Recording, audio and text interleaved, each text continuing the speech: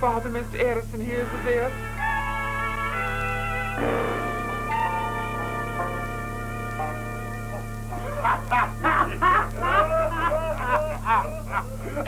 And when that iron girl, Nellie Bell, pulled him up from that nest, he squashed every last one of those goose eggs. He's 5 years old, and he told his father, looking up innocent like, that he was just trying to hatch them eggs. Oh, that boy is plumb scary. He's a lunatic. Last year, he set fire to his pa's barn. I sure do. Just to see what would happen, he told us, Daddy. And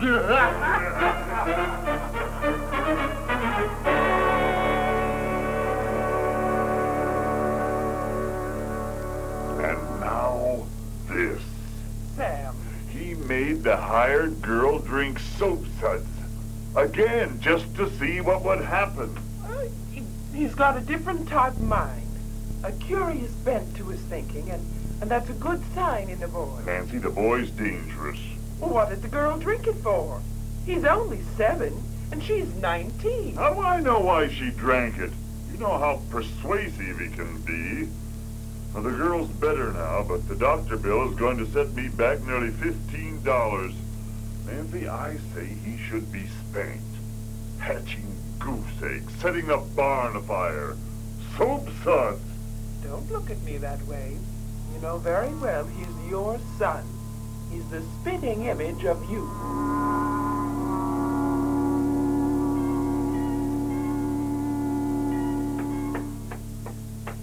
Mama! What is it, Tanny? Mama! Jenny, dear, what on earth's wrong? Tanny, how many times have I told you not to run?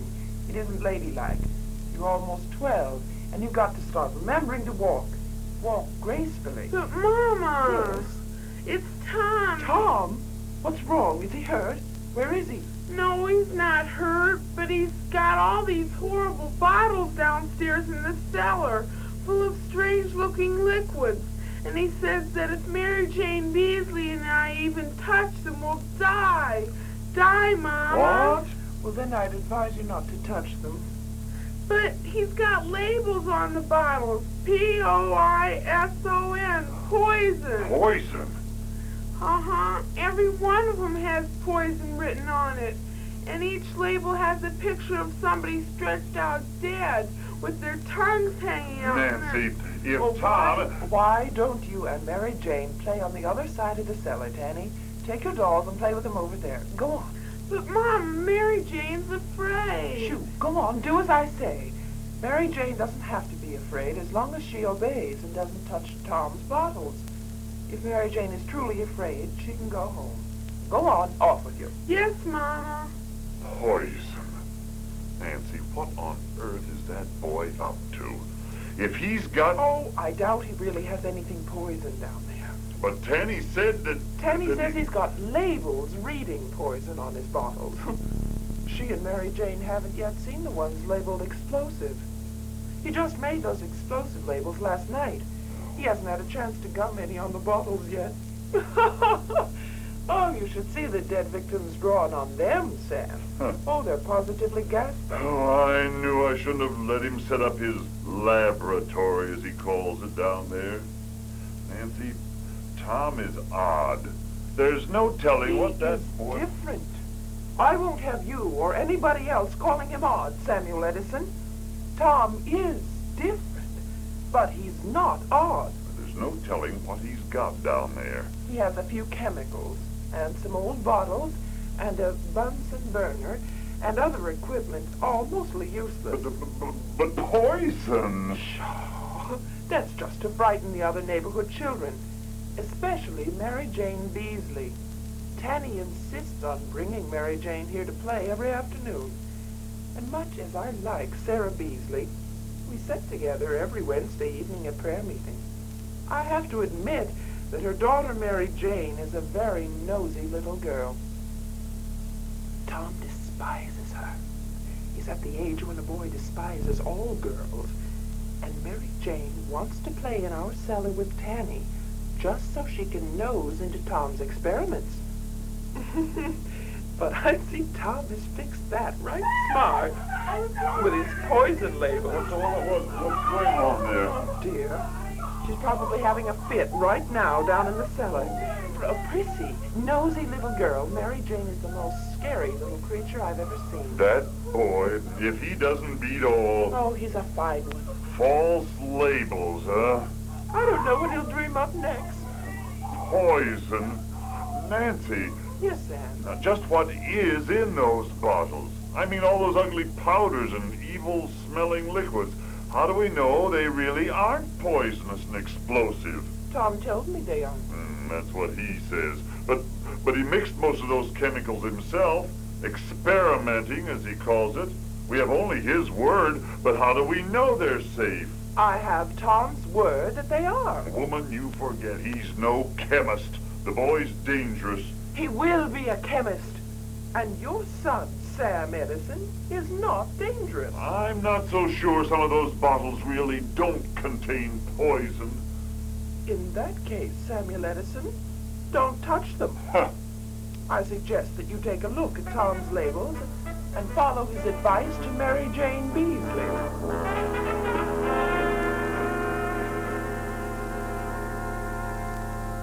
Expelled from school? Expelled. Oh, but why? You ask why, Mrs. Edison. The answer to that should be obvious, even to you. Well, I don't know what... Tom Edison has been in the village school for 2 years. He can't read, he can't write, he can't add or subtract. Isn't that true? Why, For 2 years. well, I know he seems slow. He can't even spell cat. C-A-T. I tried last week for the 2,000th time, and he still spells it C-I-T or C-E-T. Please, if you'd be patient. C-O-T, anything but C-A-T. I can't take it anymore. I must go now, Mrs. Edison. If I didn't know for a fact that he's adult, is it true that he fell on his head as an infant? Certainly not. Well, something is wrong. If I didn't know for a fact that he's adult, I'd say he purposely refuses to learn. Purposely spells cat, C-O-T and C-I-T. But the truth is, he's stupid. Maybe he's a bit slow. Not slow, stupid. He'll never learn. Not to read or write or to do anything useful. He's simply dumb. Good day.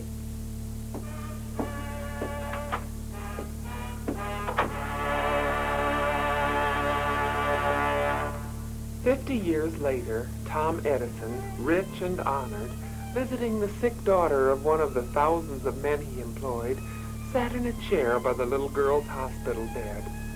He told of that day when the schoolteacher arrogantly stalked from his home. He recalled how she had referred to his abnormally large head, to the hair that always fell across his huge forehead and into his eyes. He told of his mother's expressed determination that he, Tom Edison, would learn, just as his bright older brother William Pitt Edison had, just as his sister Tanny had. I don't know how we'll do it, Tom, but we will show them. We'll prove to them that they're wrong. You are not stupid. Different, yes, but not stupid. Yes, Melody. I discovered early in life what a good thing a mother was. When she came out as my strong defender, when the school teacher called me addled, I determined then that I would be worthy of her and show her that her confidence was not misplaced. She was so true, so sure of me. I felt that I had someone to live for, someone I must not disappoint. She was always kind and sympathetic, and never seemed to misunderstand or misjudge me.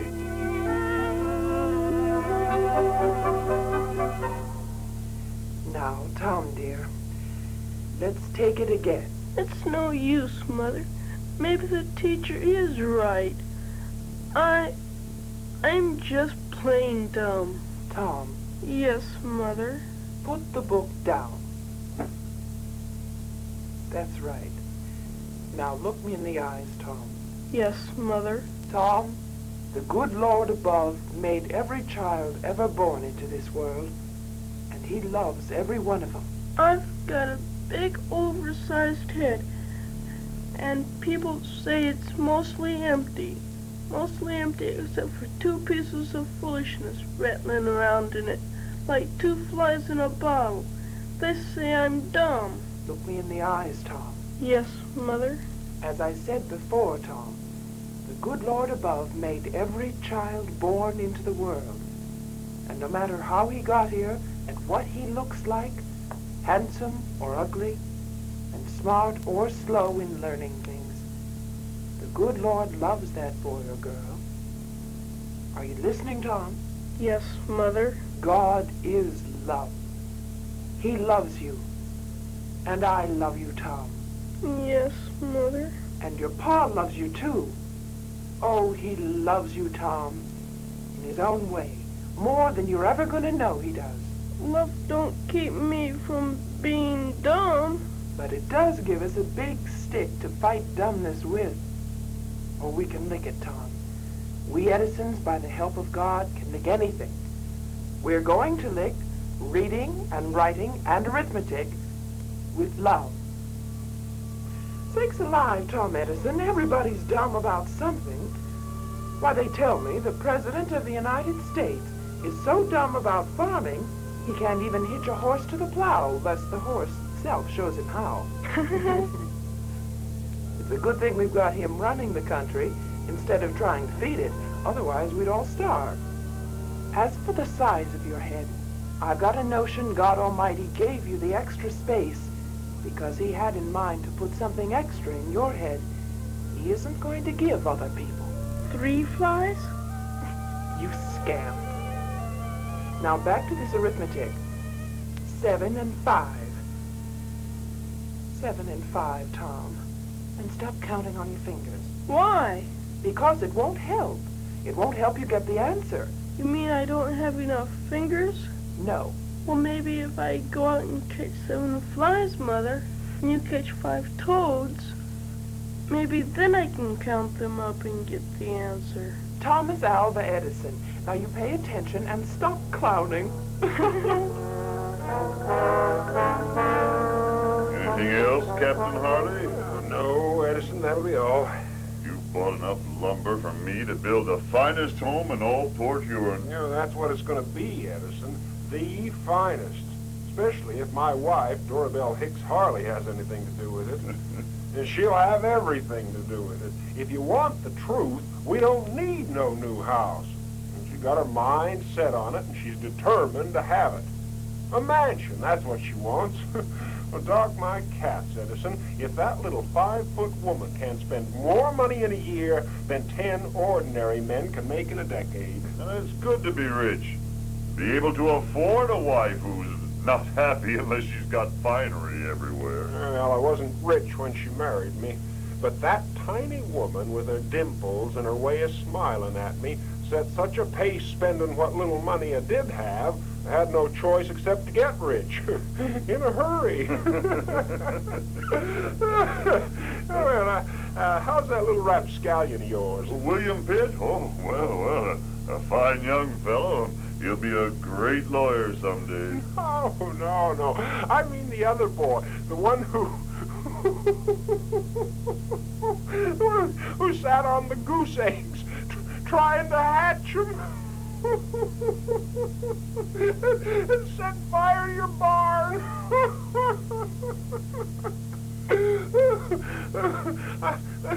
I hear the schoolmarm turned him out of school and told the whole town he was a regular limb of Saint and couldn't learn nothing except mischief. Maybe she acted too soon, that schoolmom. Oh, pshaw. Everybody knows that boy's addled. But you had gall to send him down to the schoolhouse in the first place. The young schoolmarm told everybody in town that. He ain't bright. He's got scrambled brains, if he's got any at all. He never will be able to read or write his name or figure. So you might as well learn him to fetch wood for you, Sam Edison. Yeah, how old is he? 9. Well, he's good for laughing at, if nothing else. So grin and bear it, Sam Edison. Hey, say, you kind of spruced up around here, ain't you? Painted, new desks, books, bookshelves. I don't know. Now let's see. The Dictionary of Sciences, Sears' History of the World, Hume's History of England. Well, dog my cat, Sam Edison. You don't strike me as an educated man. I'm not. You're all these big books. Burton's Anatomy of Melancholy. Yeah, what's this? Gibbon's Decline and Fall of the Roman Empire. Why, Judge Matthew's son, the one who went away to college back east, he's always reading that. I've seen him a poring over it every time I visit the judge's law office. Oh? Decline and Fall of the Roman Empire by Edward Gibbon. You read it, Edison? No. Ha! Yeah, I thought not. You just keep it here for show. Dorabelle says the new schoolmarm has set her cap for Judge Matthew's son, and she just keeps trying to rouse up his interest. Yeah, since the boy ain't interested in nothing but discussing books, she set her mind to try to read everything he reads. But Miss Harley, she told Dorabelle last week, I just can't win. Can't understand one word of Decline and Fall of the Roman Empire. She's looking for somebody to school her on it, on what it means, so she can talk intelligent-like about it when young Elisha Matthews comes to call on her next Tuesday night. Oh? Yeah, she says it takes college-type brains to understand books like that. Well, she ain't been to college. Nobody else in the whole town has except Judge Matthews. Naturally, she can't ask Elisha's father, the judge, to help her. Oh, wait. I know somebody. You do? Yes. Good. Good. The schoolmarm's willing to pay. She'll do anything to get Elisha Matthews interested in her mind. Half the young bucks in town are interested in her face. Yeah, she's pretty all right. But Elisha doesn't set no store by looks. Strange, them Eastern College boys. I'll send her help. Good. Somebody who's read every last one of these books you see here and understands them all. Well, but who be it? A former student of hers. A little fellow who hauls wood for me. Yeah, I'll tell Dorabelle to tell the schoolmarm that. Who did you say? A little fellow who hauls wood for me. Hauls wood for you? And who set fire to my barn, and once tried to set on goose eggs to hatch 'em. You don't mean... Yes, I do mean my addled son, the one with the scrambled brains, as you call him. He's read every last one of these books you see here. We had him at home. But he's getting big, 9 years old now, and wants to help me. So when he came in 2 months ago, I let him bring his books with him to read when he wasn't fetching wood. Now when, Captain Harley, do you think the young schoolmarm would prefer having Tom come? He'll be glad to help her, if, of course, he ain't busy hatching goose eggs next week. It was true. Far from being addled, Tom Edison just had other things on his mind. And far more than 2 flies, or even 3 flies, were buzzing around in his big head. His mother's love and patience worked. By the time he was 9 years old, he had read and mastered the Dictionary of Sciences, Hume's History of England, Sears' History of the world-famed Decline and Fall of the Roman Empire, and many other books. All before he was 9 years old. How many boys and girls today, age 9, can say that?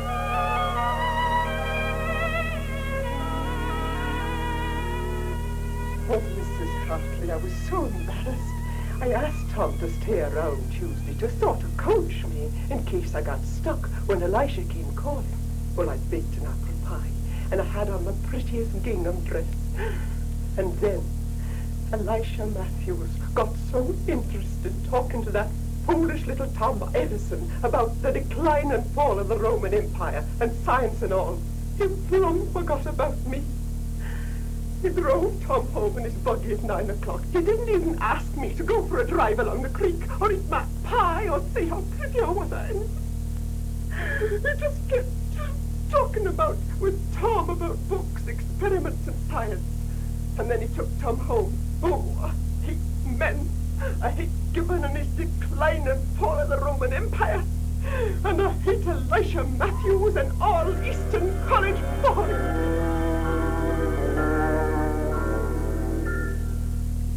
Yes, Tom Edison, who everybody said was addled, who did foolish things, who was thrown out of school as too stupid to learn anything, blossomed forth.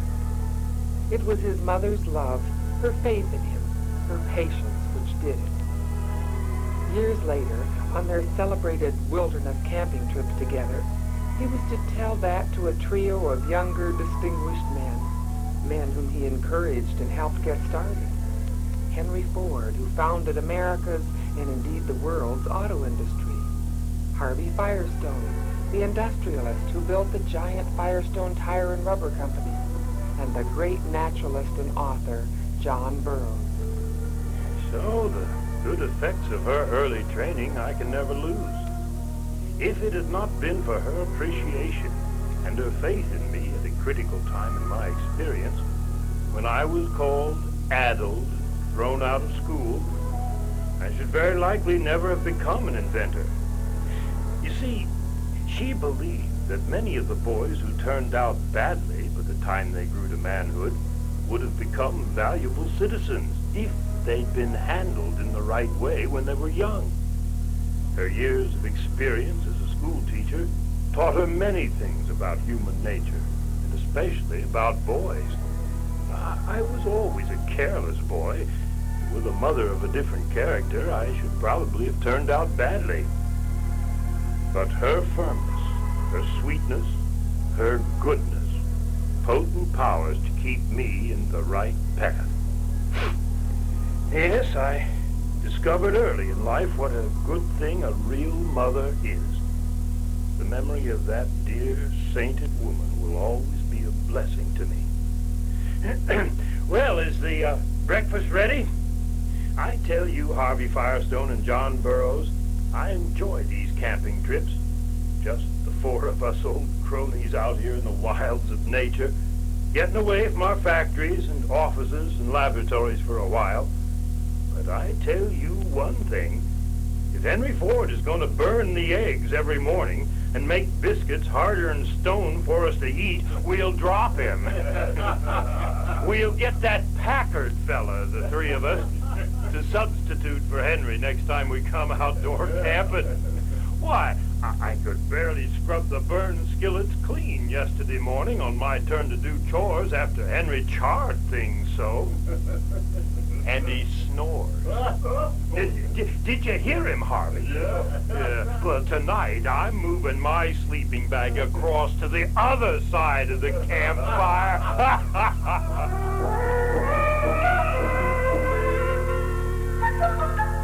Thomas Edison, the great genius, could twit Henry Ford, for it was he, more than anyone else, who encouraged Mr. Ford to develop the automobile.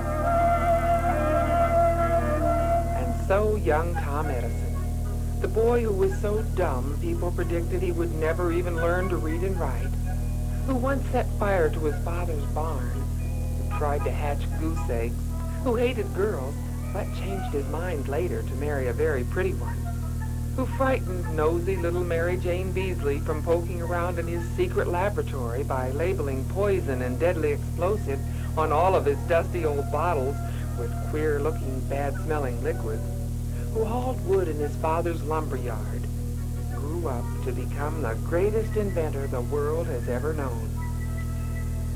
He lived until 1931, reaching the age of 84.